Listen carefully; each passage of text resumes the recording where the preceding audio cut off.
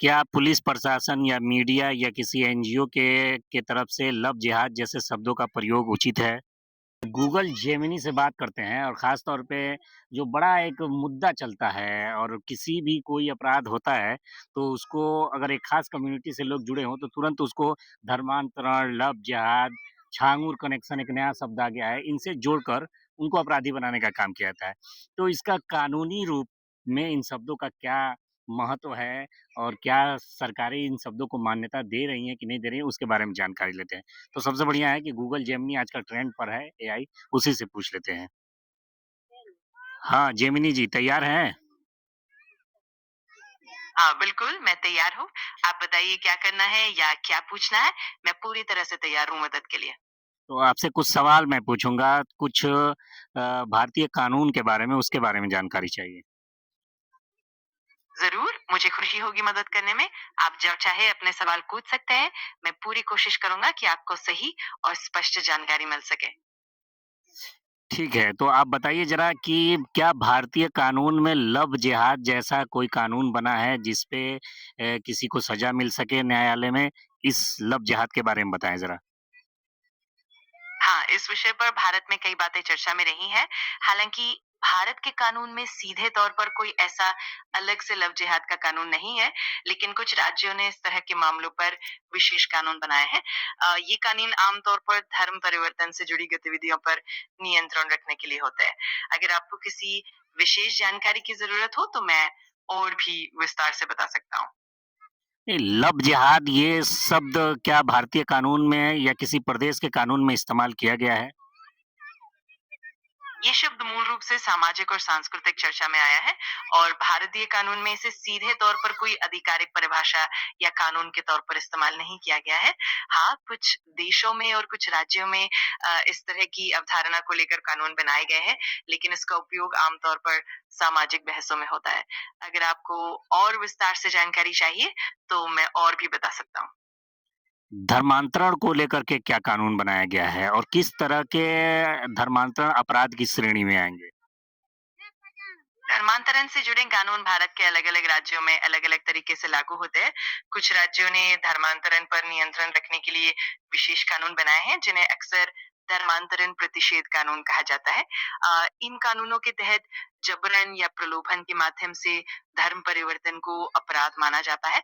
ये अपराध आमतौर पर गैर जमानती होते हैं और इन पर कानूनी कार्रवाई भी की जा सकती है।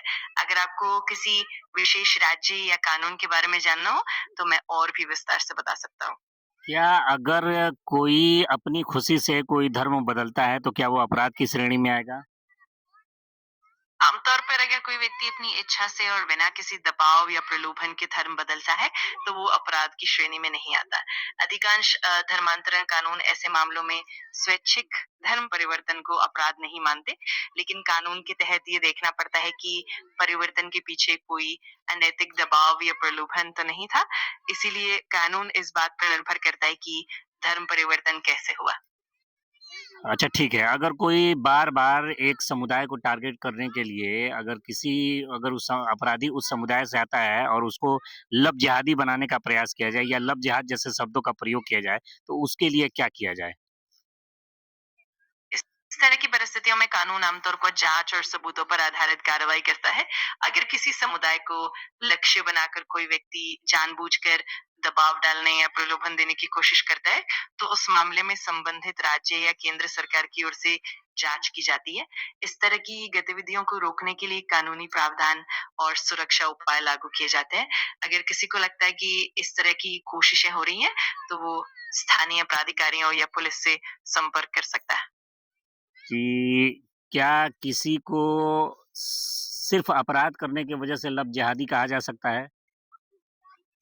आमतौर पर कानून में किसी भी व्यक्ति को सिर्फ अपराध करने के आधार पर किसी विशेष शब्द से संबोधित नहीं किया जाता। कानूनी प्रक्रिया में आरोपों की जांच, सबूतों की पड़ताल और उचित न्यायिक प्रक्रिया का पालन किया जाता है। इसीलिए किसी को भी सिर्फ किसी विशेष शब्द से संबोधित करना न्यायिक रूप से उपयुक्त नहीं होता। हर मामले की अपनी परिस्थितियां होती हैं और कानून उन पर आधारित फैसला लेता है। क्या पुलिस प्रशासन या मीडिया या किसी एनजीओ के तरफ से लव जिहाद जैसे शब्दों का प्रयोग उचित है? इस तरह के शब्दों का इस्तेमाल काफ़ी संवेदनशील होता है और इसका प्रभाव समाज पर भी पड़ता है। आमतौर पर कानून प्रवर्तन या मीडिया को सावधानी से शब्दों का चयन करना चाहिए ताकि किसी भी समुदाय की भावनाओं को ठेस न पहुंचे।